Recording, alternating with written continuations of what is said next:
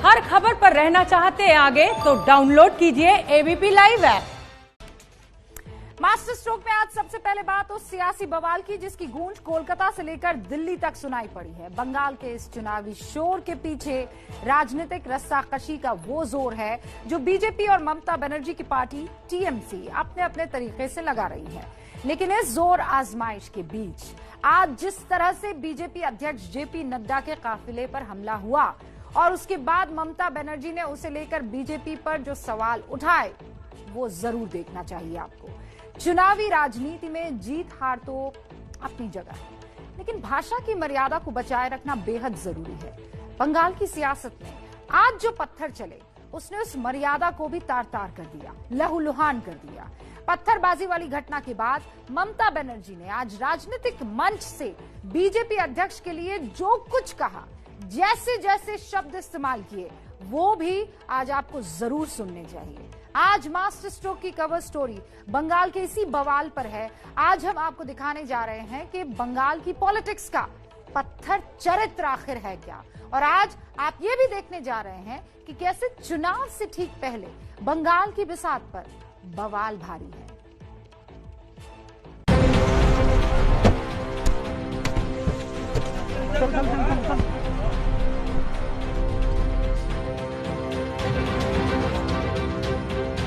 जय बांग्ला, जय बांग्ला।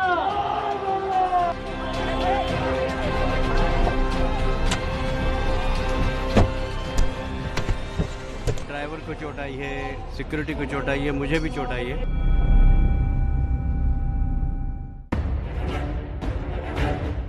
ये पत्थर, ये टूटा हुआ शीशा और ये बवाल इस बात की तस्दीक करता है कि बंगाल में चुनाव सिर पर है। बंगाल में हिंसा के इन तस्वीरों में चुनाव की आहट है, सियासी टकराहट है और दीदी की घबराहट भी है।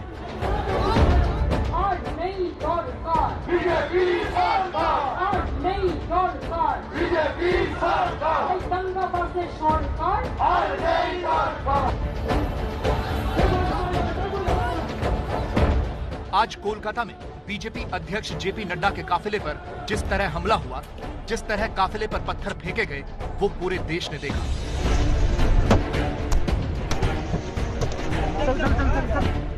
हमारी गाड़ी पे भी हमला हुआ, हम आपको दिखाते हैं विजुअल। ये देखिए, ये हमारी गाड़ी पे हमला हुआ। जब हम लोग इधर से गुजर रहे थे डायमंड हार्बर से, तो उस समय हमारी गाड़ी पे हमला हुआ, पुलिस की गाड़ी पे हमला हुआ। जगह जगह उनकी गाड़ी पर हमले हो रहे हैं, विरोध हो रहा है, लाठी डंडा चल रहा है, पत्थरबाजी हो रहा है, और इसका खामियाजा इस काफिले में जितने लोग हैं सबको उठाना पड़ रहा है। सबकी गाड़ियों पे हमले हो रहे हैं, मीडिया की गाड़ियों पर भी हमले हुए हैं, एबीपी न्यूज की गाड़ी पे हमले हुए हैं। आप देख सकते हैं ये जो शीशे टूटे हुए हैं, ये शीशे दरअसल टीएमसी के समर्थकों द्वारा पत्थरबाजी से टूटे हैं। जेपी नड्डा के काफिले पर हमला उस वक्त हुआ जब वो ममता बनर्जी के भतीजे अभिषेक बनर्जी के इलाके डायमंड हार्बर जा रहे थे, और इस दौरान कैसे बीजेपी नेता कैलाश विजयवर्गीय की गाड़ी पर एक पत्थर आकर गिरा और उनकी गाड़ी के शीशे टूट गए, वो आपके सामने है।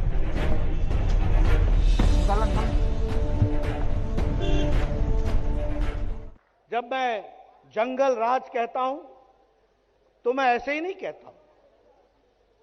आप देखिए हमारे कैलाश विजयवर्गीय जी, मैं तो आज इसलिए सुरक्षित हूं क्योंकि मेरे पास बुलेट प्रूफ गाड़ी थी, अन्यथा किसी कोई गाड़ी नहीं छूटी जिस पर अटैक नहीं हुआ है।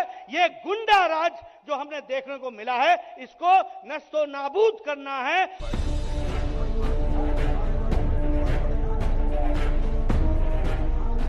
कोलकाता में आज जो कुछ हुआ उसने एक बार फिर साबित कर दिया कि दीदी को ना ही विरोध पसंद है और ना ही विरोधी।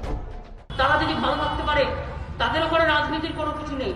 আর বাংলায় রোজ বোম নিয়ে বেরিয়ে পড়ছে, রোজ ও মানে অস্ত্র নিয়ে বেরিয়ে পড়ছে, আর নিজেই নিজেকে থাপ্পড় মারছে, মেরে বলছে মল্লকে তৃণমূল জবাব দাও।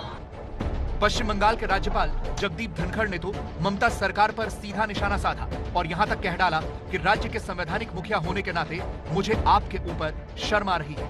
जो घटना हुई ये आपकी चूक के कारण हुई। नड्डा ने तो खुलकर कहा टीएमसी के गुंडों ने आज कोई कसर नहीं छोड़ी थी, शुक्र है कि वो बच गए, लेकिन ममता ने उस पर भी पलटवार किया। मैं यहां पहुंचा हूं तो मां दुर्गा की कृपा से पहुंचा हूं। टीएमसी के कार्यकर्ताओं ने और उनके गुंडों ने कोई कसर नहीं छोड़ी थी प्रजातंत्र के गले को दबाने के लिए, उसको समाप्त करने के लिए। ये माफ सचिए कि बीजेपी बंगाल का पार्टी है, बंगाल का पार्टी हमारा तृणमूल कांग्रेस ही है और बीजेपी नहीं है। बीजेपी पे विश्वास मत कीजिए, भरोसा मत कीजिए। अब देखिए, हैरानी की बात यह है कि एक तरफ बीजेपी टीएमसी पर आरोप लगा रही है तो टीएमसी कुछ और ही बात कह रही है। आज टीएमसी ने कहा, आज जेपी नड्डा की कार बहुत स्पीड में डायमंड हार्बर की तरफ बढ़ रही थी, जिसने एक ऑटो को टक्कर मार दी। ऑटो क्षतिग्रस्त हो गया और ड्राइवर जख्मी हो गया, लेकिन ड्राइवर की मदद करने के बजाय बीजेपी अध्यक्ष अपने मंच की तरफ बढ़ गए। तो दूसरी ओर टीएमसी ने कुछ देर पहले प्रेस कॉन्फ्रेंस करके कुछ और ही दावा किया। कोलकाता की सड़कों पर हुआ यह बवाल राजभवन से होते हुए दिल्ली पहुंच चुका था। राज्यपाल धनखड़ ने तो यह भी कह दिया कि उन्हें पहले ही आशंका थी और उन्होंने सीएम को पत्र लिखा था। उधर केंद्रीय गृह मंत्री अमित शाह ने मंत्रालय के अधिकारियों को निर्देश दिया कि पश्चिम बंगाल सरकार से पूछा जाए सुरक्षा में चूक क्यों और कैसे हुई। लेकिन ममता बनर्जी के तेवर में नरमी नहीं थी। वो मंच से क्या कुछ बोल रही थी वो सुनिए। কোনদিন একটা চিফ মিনিস্টার চলে আসছে, কাজ নেই তো কিছু, লোকের কাজ করে না। কোনদিন হোম মিনিস্টার চলে আসছে, কোনদিন ওই আরেকটা মিনিস্টার চলে আসছে, কোনদিন চাড্ডা নাড্ডা ফাড্ডা ভাড্ডা গাড্ডা সব চলে আসছে একটা করে। আর তারা একা প্রোগ্রাম করবে আর কেউ করবে না।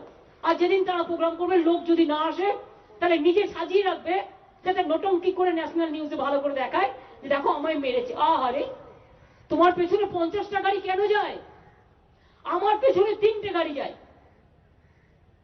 2টো গাড়ি কলকাতায়। আমি অ্যালাউ করি না, আমি লাল লাইটও বাজাতে দিই না। তোমাদের একটা নেতা আসছে, ভালো কথা, ওয়েলকাম। আমরা কোনো ভায়োলেন্স চাই নাই, ভায়োলেন্স নিন্দা করি। ममता बनर्जी ने तो कैमरे में तस्वीरें कैद होने पर भी सवाल उठा दिए। कहा, इतनी जल्दी तस्वीरें कैसे कैद हो गई? गाड़ी में कौन था जो पहले से ही वीडियो बना रहा था? একটা নেতার পেছনে 50টা গাড়ি কেন যাবে? 50টা গাড়ি যদি যায়, একটা গাড়ি তো আরেকটা গাড়িকে ওভারটেক করতে গিয়েও অ্যাক্সিডেন্ট হতে পারে। এটা তো তোমাদের লাইফ রিস্ক থাকে। এটা তোমরা পার্টিকে কন্ট্রোল করতে পারো না? করতে হবে তো ভালো থাকতে গেলে। তোমার 50টা গাড়ির কনভয়, তার মধ্যে আবার প্রেসের কনভয় 30টা, তার মধ্যে বাইকের কনভয় আবার 40টা। তাহলে কে দেখছিল রাস্তায় দাঁড়িয়ে দাঁড়িয়ে? তার মানে কি প্ল্যান করা ছিল? কেউ একটা ঢিল মারছে, লেজুর কাজ, লেজুরের গাড়ির যে বলে না টেল কার, পেছনে যে কারটা যায়, টেল কারে একটা কাচের এতে একটা ইট এসে পড়ছে। তো বন্ধুটা কে দেখলো? কি করে দেখলো? ছবিটা কি করে তুললো? ভিডিওটা কি করে তৈরি হলো? এত তাড়াতাড়ি সব হয়ে গেল? You are so smart. মনে হচ্ছে স্যাটেলাইট থেকে কাজ করছে। बंगाल में चुनाव के दौरान हिंसा कोई नई बात नहीं है, लेकिन पिछले कुछ साल से जिस तरह बार बार हिंसा की खबरें आती हैं, राजनीतिक कार्यकर्ताओं की हत्या की खबरें आती हैं, वो वाकई बंगाल में पुलिस व्यवस्था पर सवाल खड़े करती हैं। सिर्फ 2019 का आंकड़ा उठाएं तो पश्चिम बंगाल में 1,57,610 अपराध दर्ज किए गए। हत्या की 1,933 घटनाएं हुई, महिलाओं पर हमले की 1,837 घटनाएं हैं, किडनैपिंग के 5,119 मामले सामने आए, रेप की 1,069 घटनाएं हुई और इसके अलावा राजनीतिक हत्याओं की तो न जाने कितनी बार खबरें आई। हमारे एमएलए देवेंद्र नाथ रे, बप्पी घोष, पूरन चंद्र दास, गौतम पात्र, सुदर्शन परमानिक, शेख लियाकत, गणेश रॉय, शंभारू बर्मन, दीपक मंडल, मनीष शुक्ला, ये सब पिछले 2 महीने में इनका मर्डर हुआ है। इन द पास्ट 2 months मैंने सिर्फ आपके सामने 7-8 नाम गिनाए। ऐसी संख्या और श्रृंखला 130 की है। ये बंगाल की सभ्यता और राजनीतिक सभ्यता का सूचक है क्या? ये ममता जी के राजनीतिक कार्य करने का तरीका है क्या? बंगाल में आज जो कुछ हुआ उसे लेकर बीजेपी ममता सरकार पर आक्रामक नजर आ रही है। बीजेपी अध्यक्ष जेपी नड्डा के काफिले पर हमले के बाद आज एबीपी न्यूज से एक्सक्लूसिव बातचीत में जेपी नड्डा ने खुलकर कहा कि दीदी ने बंगाल को शर्मसार किया है, लहूलुहान किया है। उन्होंने एक बार फिर दावा किया कि बंगाल अब दीदी को अलविदा कहना चाहता है। बीजेपी बंगाल में 200 से ज्यादा सीटें लेकर आएगी। देखिए आप। सर, आप 2 दिन से बंगाल के दौरे पर हैं। मेरा पहला सवाल आपसे यही है कि बंगाल की चुनावी स्थिति को किस रूप में देखते हैं, क्योंकि बंगाल जिस स्टेज पे जा रहा है खून और खराबी की तरफ बढ़ रहा है। ममता जी की जमीन खिसक चुकी है। उनके अराजकतावाद, भ्रष्टाचार, कटमनी, इस सारी पॉलिटिक्स को लोगों ने नकार दिया है और उनको नमस्कार कह दिया है। इसलिए उनकी बौखलाहट हम सबको देखने को मिलती है। लेकिन भारतीय जनता पार्टी पूरे संयम के साथ प्रजातांत्रिक तरीके से कार्यकर्ताओं के आधार पर और उनके साथ खड़े होकर के जीत हासिल करेगी। देखा कि आप जब जा रहे थे डायमंड हार्बर की तरफ तो आपकी गाड़ी पर हमला हुआ, मेरी गाड़ी पे भी हमला हुआ सर, हमारी भी गाड़ी के शीशे टूटे, तमाम गाड़ियों के शीशे टूटे। लेकिन आपको लगता है कि लोकतंत्र में ये सब जायज है? हिंसा की कहीं कोई जगह है राजनीति में? नहीं, ये ममता जी के जीवन और ममता जी के स्टाइल ऑफ फंक्शनिंग का ये पार्ट एंड पार्सल है। यही उनका रूप है, उनकी छोटी सोच का नतीजा है। This speaks volumes about Mamata ji. I really feel pity for her. मुझे दया आती है उनके मानसिक सोच पर। आंख बंद कर लेने से दुनिया बंद नहीं होती है। सच्चाई सच्चाई होती है और सच्चाई को दुनिया तक पहुंचाना ये हमारी जिम्मेवारी, हम पहुंचाएंगे। और यही इसी कारण से बंगाल जो रविन्द्रनाथ टैगोर का बंगाल रहा, जो अरबिंदो का बंगाल रहा, जो विवेकानंद का बंगाल रहा, रामकृष्ण परमहंस का बंगाल रहा, आज वो शर्मसार है ममता जी के कारण।